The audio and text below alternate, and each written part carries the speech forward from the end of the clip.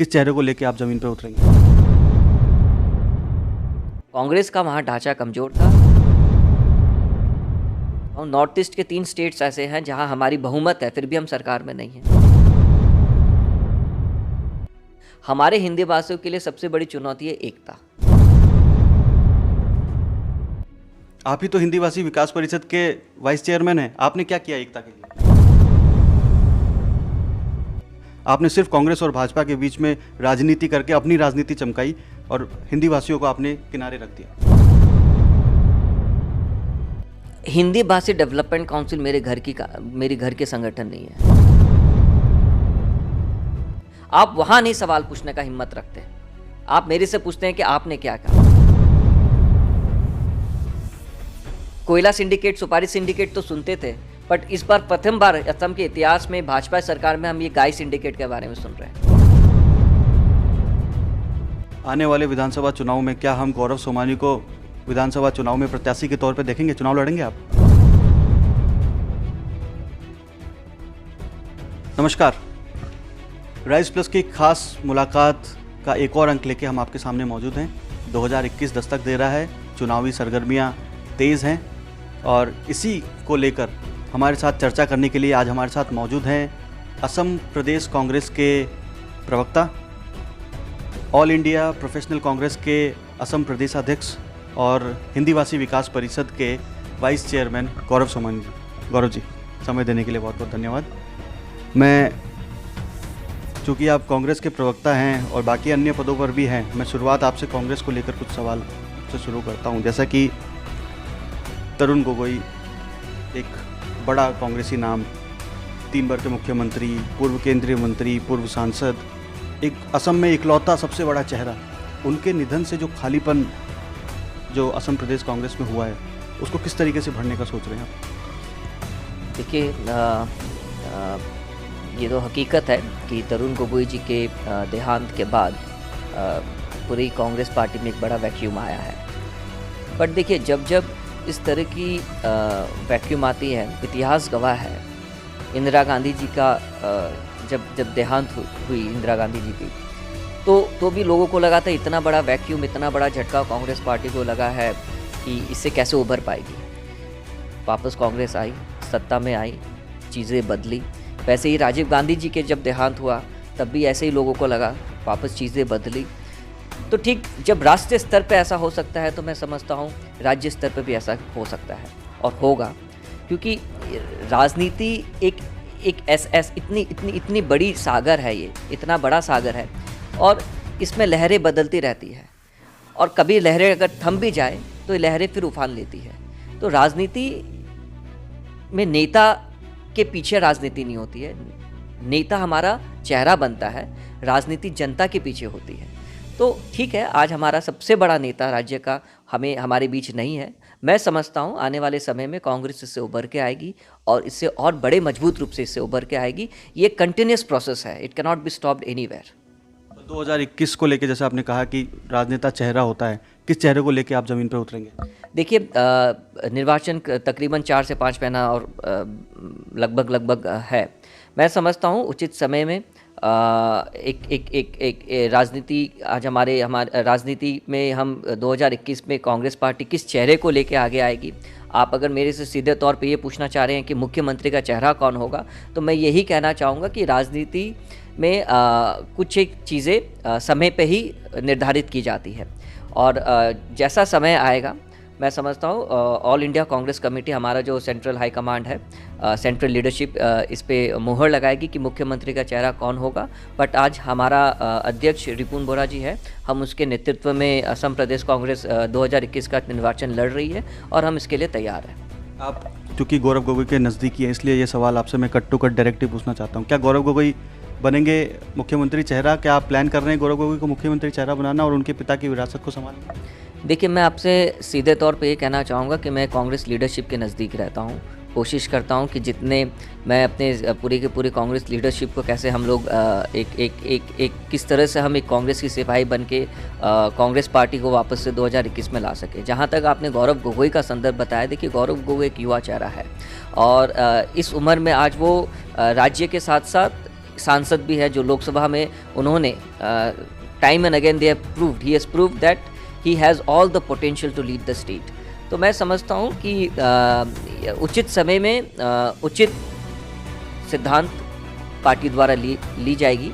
Gaurav Gogoi has all the potentials, और गौरव गोगोई में लोग अपने आप को देखते हैं, एक बड़ा युवा वर्ग अपने आप को गौरव गोगोई में देखता है, और उसमें सारी पोटेंशियल है कि वो आगे जाके नेतृत्व ले सके कांग्रेस पार्टी का। तो देखते हैं आने वाले समय में चीज़ें कैसे रहती है। कांग्रेस की आप ज़मीनी हकीकत की बात करें तो बीटीआर के चुनाव हाल ही में संपन्न हुए हैं, जिसको हम 2021 के लिहाज से देखें तो सेमीफाइनल मान सकते हैं। इसमें निराशाजनक प्रदर्शन रहा है। एक सीट मिली, वो भी जो जिनको सीट मिली प्रत्याशी बीजेपी में आ गए 24-48 घंटों के अंदर अंदर। इसको किस तरीके से देखते हैं, क्या आंकलन है? देखिए, मैं सेमीफाइनल, क्वार्टर फाइनल में इन चीज़ों पे नहीं जाना चाहूँगा। पहले आपको वास्तविकता को समझना पड़ेगा। बीटीसी में कांग्रेस लगभग 20 साल में एक भी सीट नहीं जीत पाई थी। आप अगर पिछले 20 साल का रिकॉर्ड देखें तो कांग्रेस वहाँ एक भी सीट नहीं जीत पाई थी, और कांग्रेस का वहाँ जो ढांचा है बीटीसी में, किसी न किसी कारणवश हमारा वो ढांचा बहुत मजबूत नहीं रहा है। आप अगर उसके संदर्भ में आज आप भी जो हाल ही में संपन्न इलेक्शन जो हुआ, निर्वाचन हुआ, उसके संदर्भ में अगर आप मेरे से पूछ रहे हैं तो मैं कहूँगा कि हमने वहाँ एक सीट जीती। 5 सीट ऐसी थी जहाँ हमने 1500 से 2000 वोट से हम हारे हैं वहाँ पे। और अगर आप वोट परसेंटेज पे बात करेंगे तो हमारा वोट परसेंटेज पिछले सालों की तुलना में बढ़ा है वहाँ पे। बट मैं अपने आप को ये सब चीज़ें आपके सामने रख के आश्वस्त नहीं करना चाहता कि कांग्रेस बहुत अच्छी पोजीशन में है बीटीसी में। हमें मालूम है, हम हकीकत को समझते हैं। बट मैं आपको ये कहना चाहूँगा, परंतु मैं आपको ये बताना चाहूँगा आपके दर्शकों को कि बीटीसी निर्वाचन को केंद्रित करते हुए आप 2021 के निर्वाचन के बारे में ना सोचें। कांग्रेस बीटीसी में लास्ट 15 से 20 सालों में अपनी कोई खास स्थिति नहीं बना पाई थी और एक भी सीट नहीं जीती थी। तो हमारे लिए ये लगभग हमें समझ में आ रहा था कि हमारा इसी तरह का कुछ एक आंकड़ा सामने आएगा, और देखते हैं आने वाले समय में क्या होता है। मतलब संतुष्ट हैं आप? कुछ नहीं था पहले, अब कुछ खोया नहीं? मैंने कहा ना कि मैं अपने आप को ये चीज़ें बता के आश्वस्त करना नहीं चाहता कि कांग्रेस बहुत अच्छी पोजीशन में है बीटीसी में। मैंने आपको एकदम स्पष्ट रूप से कहा, हमारे लिए बीटीसी इज़ अ चैलेंजिंग, हमारे लिए एक चुनौती है। बट आप ये कहना चाह रहे हैं कि बीटीसी के इलेक्शन सेमीफाइनल था और इसको देखते हुए आप 2021 का निर्वाचन के बारे में सोच रहे हैं। तो 2006 में भी जब कांग्रेस आई थी तो 2006 से पहले जब बीटीसी में इलेक्शन हुई थी उसमें भी शून्य था हमारे, लेकिन हमने तो 2006 में गठन किया सरकार, हमने 2010 में भी गठन किया सरकार, उस वक्त भी हमारी बीटीसी में शून्य थी। समझ गए? उत्तर मिल गया आपको? तो मतलब आप ये नहीं मानते कि ये यहाँ पे जनाधार जो है कांग्रेस का वो नहीं है, या मान लीजिए कि AIUDF और कांग्रेस का जो गठबंधन है वो कहीं विपरीत दिशा में चला गया? नहीं, मैं ये नहीं मानता कि BTC election is a semifinal या ये लिटमस टेस्ट था कांग्रेस के लिए, ऐसा नहीं है। कांग्रेस का वहाँ ढांचा कमज़ोर था, वो हमारे जो परिणाम आए हैं उसमें दशक रहा है ये सारी चीज़ें। और यस, हम आने वाले समय पे बीटीसी इलेक्शन को छोड़ते हुए हम 2021 में हमें पूर्ण विश्वास है कि कांग्रेस भारी बहुमत से इस बार आएगी। ऐसा क्या, कहाँ पे नज़र लग गई? 70 साल जिन्होंने राज किया, हर जगह ढांचागत तौर पे देखा जाए तो पूरे भारतवर्ष में कांग्रेस की कमेटियां बनी हुई है, कहीं ना कहीं कभी ना कभी किसी न किसी समय पे वो सरकार में रहे हैं। अचानक से 2014 के बाद ऐसा क्या विपरीत चला गया कि हर जगह से जनाधार कम हो गया? देखिए, मैं मानता हूँ कि कांग्रेस इज़ द पार्टी जिन्होंने सबसे ज़्यादा राज देश में किया है और उनकी सरकारें रही है। देखिए, आपको चीज़ों को समझना पड़ेगा। आप अगर शुरुआती दौर पे देखेंगे तो कम से कम 30 से 40 साल ऐसे रहे देश में जहाँ सिर्फ कांग्रेस का एक नेतृत्व, संगठन, राज, सरकार चलती थी, वहाँ कोई विपक्ष नहीं था।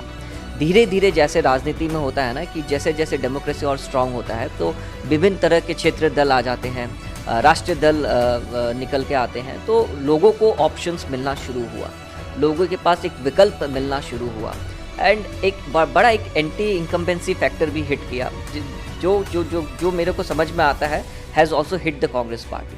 कांग्रेस पार्टी आप अगर बोलेंगे तो पंजाब में आज हमारी सरकार है, आप बोलेंगे छत्तीसगढ़ में हमारी सरकार है। तो मैं ये समझता हूँ कि आज ऐसे ऐसे महाराष्ट्र में हम सरकार में हैं, आप मध्य प्रदेश में हम सरकार में थे, किसी कारणवश आप समझ लीजिए कि हम सरकार से भी बाहर हैं, राजस्थान में हमारी सरकार है। तो मैं ये कहना चाहता हूँ, नॉर्थ ईस्ट के 3 स्टेट्स ऐसे हैं जहाँ हमारी बहुमत है फिर भी हम सरकार में नहीं हैं। तो ये ऐसा नहीं है कि एक तरफा चीज़ें एक तरफा जा रही है, ऐसा नहीं है। चीज़ें, हमारा नज़रिया एक तरफा जा रहा है, लोगों का नज़रिया एक तरफा जा रहा है। कांग्रेस आज भी उतनी ही मजबूत है जितनी पहले थी, बट कांग्रेस के सामने चैलेंजेस बढ़ गए हैं। कांग्रेस के सामने चुनौतियां पहले से बहुत ज़्यादा बढ़ गई है। हमारे पास हमें और संघर्ष करना पड़ेगा कि हम कैसे लोगों के दिलों तक पहुंच सकें, और ये कंटिन्यूस प्रोसेस है। और आपने जैसा कहा कि 70 साल में कांग्रेस ने बहुत कुछ किया और आज कहीं नहीं है, तो मैं इस पर यही कहना चाहूँगा कि 70 साल पहले भी कांग्रेस थी और आने वाले टाइम पे भी कांग्रेस देश को चलाएगी। ये बीजेपी के नेतृत्व में ये जो सरकार चल रही है, मेरे को ऐसा लगता है कि हर एक कमोडिटी का एक लाइफ साइकिल होता है और एक सर्कल है, तो कहीं ना कहीं चीज़ें घूम के फिर आएगी और कांग्रेस फिर से सत्ता में आएगी। जैसा कि आपने चुनौतियों के बारे में कहा कि कांग्रेस के सामने बहुत बड़ी बड़ी चुनौतियां अभी सामने हैं, जिनकी वजह से आप अभी सत्ता में नहीं हैं। क्या उन चुनौतियों में से एक चुनौती हम ये माने कि कांग्रेस के पास मोदी के बराबर खड़ा करने लायक टक्कर का कोई नेता नहीं है? देखिए, मेरा ऐसा सोच नहीं है। मैं इन चीज़ों को नहीं मानता। अगर मोदी जी इतने बड़े नेता होते तो वो हर इलेक्शन कैसे हार रहे होते या हर इलेक्शन कैसे जीत रहे होते। आप देखिए, दो चीज़ों को आपको समझना पड़ेगा। आप जब जीतते हैं तो आप मोदी के चेहरे पे जीतते हैं, और आप जब हारते हैं तो आप वो नहीं बोलते कि आप मोदी के चेहरे पे हारे हैं। लेकिन कांग्रेस के साथ ये है कि जब कांग्रेस जीतती है तो आप किसी और को क्रेडिट दे देते हैं, और जब कांग्रेस हारती है तो आप बोलते हैं कांग्रेस के लीडर्स के कारण हारी है। तो चीज़ों को, मैंने कहा ना कि हमें अपना नज़रिया बदलना होगा। चूँकि आप हिंदी भाषी विकास परिषद से जुड़े हुए हैं, एक सीधा सवाल मेरा आपसे ये है कि आने वाले समय में जातीयतावादी ताकतें असम में अपनी चरम सीमा पे पहुंच रही है। कहीं ना कहीं से हर तरफ से सब कोई आगे आ रहे, चाहे वो राइजोर दल हो, असम जातीय परिषद हो। इनके सामने आने के जो प्रक्रिया है, इसमें आप हिंदी भाषियों को कहाँ देखते हैं? देखिए, मैं सबसे पहले तो ये आपके चैनल के माध्यम से दर्शकों को ये बताना चाहूँगा कि यहाँ बसे जो 100-200 साल पुराने हिंदी भाषी समाज जो है, वो भी यहाँ का जातीयतावादी समाज से जुड़ा हुआ है। हम अपने आप को यहाँ के जातीयतावादी लोग समझते हैं। हम यहाँ अपने आप को खिलौंजिया अखोमिया समझते हैं। जहाँ तक हिंदी भाषियों के लिए चुनौती का सवाल है, मैं ये समझता हूँ कि यस, हमारे पास बहुत सी चुनौतियाँ हैं। खासकर आप अगर देखें कि 2000 अभी जो हाल ही में निर्वाचन हुआ जिसमें बीजेपी ने अपनी सरकार बनाई असम में, वहाँ हिंदी भाषियों ने बढ़ चढ़ के हिस्सा लिया था। हिंदी भाषियों का लगभग ऐसा माना जा रहा था कि एक बड़ा वर्ग हिंदी भाषी का बीजेपी को सत्ता में लाने में मदद करी है। बट आज वही समाज सबसे ज़्यादा अपेक्षित है। आज वो हिंदी भाषी समाज अपने आप को ठगा हुआ महसूस कर रहा है। असम के इतिहास में ये पहला मंत्रिमंडल है जहां एक भी हिंदी भाषी को मंत्री पद नहीं दिया गया है। मैं समझता हूं कि देखिए, अगर मैं हिंदी भाषियों की अवहेलना के बारे में बात करूंगा इस सरकार में, तो बहुत सारी चीज़ें हैं। मैं समझता हूं कि आपके टॉक शो का टाइम ख़त्म हो जाएगा। बट इतनी सारी चीज़ें एक के बाद हुई है। मैं ये समझता हूँ कि हिंदी भाषियों के लिए सबसे बड़ी चुनौती है, चाहे वो कोई भी राजनीतिक दल से जुड़ा हुआ हो, चाहे कोई भी राजनीतिक दल सरकार में आए, हमारे हिंदी भाषियों के लिए सबसे बड़ी चुनौती है एकता। हम आपस में जुड़े हुए नहीं हैं, हम में आपस में एकता नहीं है। और राजनीति में, सरकार में आपके पीछे कितने लोग हैं, आपका समाज कितना बड़ा जुड़ा हुआ है, वो ज़्यादा महत्व रखता है। अगर आप हकीकत में माने तो we are the second largest linguistic minority in Assam. Bengali community के बाद हिंदी भाषी ही सबसे बड़ी कम्युनिटी है, जिनकी जनसंख्या तकरीबन 30 से 35 लाख है। आप अगर बोडो की जनसंख्या की बात करें, आप गोरखा नेपालियों की जनसंख्या की बात करें, आप किसी भी जनसंख्या की बात कर लीजिए, किसी भी जाति के, वो हमसे बहुत नीचे है। बट उनका राजस्व, उनका वर्चस्व राजनीति में हमसे ज़्यादा है, क्योंकि वो इकट्ठे हैं लोग, वो समाज जुड़ा हुआ समाज है। हमारे लिए सबसे बड़ी अगर चुनौती है तो हमारे लिए चुनौती कांग्रेस, बीजेपी या जातीयतावादी परिषद नहीं है। हमारे लिए हमारी चुनौती हमारी एकता है, और हमारी एकता ही हमें चाहे किसी भी सरकार हो, वहाँ हमें मजबूती से अगर कहीं स्थान मिलेगा तो हमारी एकता ही हमें वो स्थान दिला सकता है। आपने कहा कि हिंदी भाषियों के बीच में एकता नहीं है। आप ही तो हिंदी भाषी विकास परिषद के वाइस चेयरमैन हैं, आपने क्या किया एकता के लिए? देखिए, डेवलपमेंट काउंसिल एकता ला नहीं सकती। डेवलपमेंट काउंसिल का काम था 2016 में, जब हमारी सरकार यहाँ से तरुण गोगोई जी ने 2016 में ये हिंदी भाषी डेवलपमेंट काउंसिल की स्थापना करी थी। और 2016 में जब बीजेपी सरकार में आती है तो ये इस डेवलपमेंट काउंसिल को रिवॉक कर देती है, इस डेवलपमेंट काउंसिल को भंग कर देती है, और हम जो कि विच वाज नॉट कॉन्स्टिट्यूशनल, ये भंग होने के बाद हमें हाई कोर्ट से ऑर्डर मिलता है और हाई कोर्ट के ऑर्डर पे हम डेवलपमेंट काउंसिल को स्थापित फिर से करते हैं। बट ये जो हाई कोर्ट और सरकार के बीच में जो कश्मकश थी, कांग्रेस के समय बनाई हुई काउंसिल को बीजेपी की सरकार बर्दाश्त नहीं कर पा रही थी, और ये कांग्रेस, बीजेपी, हाई कोर्ट, सरकार, इन सारी चीज़ों के मत्थे चढ़ गया ये पूरा डेवलपमेंट काउंसिल। आप यकीन नहीं मानोगे, एक जाति को लेके जब डेवलपमेंट काउंसिल का गठन होता है, एक गवर्नर, माननीय राज्यपाल उसे गैजेटेड बना के नोटिफिकेशन जारी करता है, उसका एक बहुत बड़ा महत्व होता है। और आप घर पे बैठ के डेवलपमेंट काउंसिल को नहीं चला सकते। हमारे पास ना तो ऑफिस थी, ना हमारे पास कोई सुविधा थी, ना हमें कोई पैसा दिया गया इन चीज़ों को संचालन करने के लिए, तो हमें बेबस कर दिया गया था। तो लगभग इन परिस्थितियों में हमसे अपेक्षा करना ही बेमानी है। सरकार की जो नज़रिया थी डेवलपमेंट काउंसिल को लेके, वो बिल्कुल मतलब बहुत दुखद स्थिति में हमें लाके छोड़ दिया गया। बट वी आर होपफुल, हमने इसके बीच में भी 2 बार फंड आए, हमने समाज के लिए काम किया, उस पे से हमारे समाज के कई लोगों को रोजगार मिला, हमें उसकी खुशी है। बट जिस स्तर पे हम करना चाहते थे, उस स्तर पे हमें काम नहीं करने दिया गया। आप पर सबसे बड़ा आरोप यह है कि हिंदी भाषी विकास परिषद के शीर्ष नेता आप पदाधिकारी होने के बावजूद आपने सिर्फ कांग्रेस और भाजपा के बीच में राजनीति करके अपनी राजनीति चमकाई और हिंदी भाषियों को आपने किनारे रख दिया। किस संदर्भ में आप ये बात बोल रहे हैं? मेरे को आप समझाइए कि आपने जो आरोप अगर लगा रहे हैं तो किस संदर्भ में लगा रहे हैं आप? मतलब ऐसा कहा जाता है कि एक हिंदी भाषी विकास परिषद का जो गठन हुआ है, वो सरकार द्वारा चुने गए, उन्होंने सरकार ने ये एक बनाया विकास परिषद, और वो हिंदी भाषियों के लिए कुछ ऐसा करेगी जो हिंदी भाषियों को मदद करेगा। पर ऐसा सब लोगों का कहना है कि हिंदी भाषियों के लिए कोई विकास का कोई प्रकल्प सामने नहीं आया, जो हम कह सकते हैं, जो हम देख सकते हैं कि हाँ, ये हिंदी भाषी विकास परिषद ने हिंदी भाषियों के लिए ये कार्य करके दिया। हिंदी भाषी डेवलपमेंट काउंसिल मेरे घर के संगठन नहीं है, ये मेरे घर का संगठन नहीं है। ये सरकार द्वारा स्थापित एक काउंसिल है, और कोई भी काउंसिल बिना फंड के नहीं चलती। मैंने आपको पहले भी कहा कि सरकार का रुख हमारे डेवलपमेंट काउंसिल को लेके बड़ी दुखद स्थिति में था, और सरकार एक नकारात्मक सोच के चलते, मैंने कहा ना कि हमारे पास एक ऑफिस भी नहीं है डेवलपमेंट काउंसिल का, हम काम कहाँ से करेंगे? कहाँ से काम करेंगे? आप मेरे को बताइए। जो नज़रिया सरकार के तरफ उठनी चाहिए, जो उंगलियां सरकार के तरफ उठनी चाहिए, जो आरोप सरकार पर लगने चाहिए, आप वहाँ नहीं सवाल पूछने का हिम्मत रखते। आप मेरे से पूछते हैं कि आपने क्या कहा। आप पदाधिकारी हैं, आप वाइस चेयरमैन हैं। एक गरिमा होती है वाइस चेयरमैन के, और जबकि देखा जाए तो अध्यक्ष के निधन के बाद आप ही सबसे शीर्ष के पदाधिकारी हैं आज के दिन में। तो ये एक लाजमी सा सवाल है, अगर कोई चीज़ की कमी है तो आपने उसके लिए क्या किया? अगर मान लीजिए कि ऑफिस नहीं है, फंड नहीं है, तो उसके लिए आपने क्या कार्रवाई की? देखिए, हम हर स्तर पे जाके हमने मुख्यमंत्री से मुलाकात करी, हमने फाइनेंस मिनिस्टर हिमंत बिश्व शर्मा से मुलाकात करी, हमने यहाँ का हमारा जो WPT मिनिस्टर चंद्रन ब्रह्मा, हमने उनसे मुलाकात करी, हम गवर्नर से मुलाकात किए। अब मेरे को बताइए, इससे ज़्यादा हम क्या कर सकते हैं? हमें हमेशा ये आश्वासन दिया गया था कि हम आपके लिए काउंसिल को हम चलाएंगे, हमें कांग्रेस बीजेपी से मतलब नहीं है, और हम इस काउंसिल के लिए जो भी संभव मदद होगी सरकार हमें करेगी। आश्वासन हमें 4 बार मिला गया, लेकिन आज तक उसमें अमल नहीं किया गया। तो इस परिस्थिति में मैं समझता हूँ कि सरकार की एक नकारात्मक सोच के कारण आज पूरा डेवलपमेंट काउंसिल, ये सिर्फ हिंदी भाषी डेवलपमेंट काउंसिल नहीं है, 32 डेवलपमेंट काउंसिल है पूरे असम में, जिसमें हर जाति समुदाय के लोग जुड़े हुए हैं।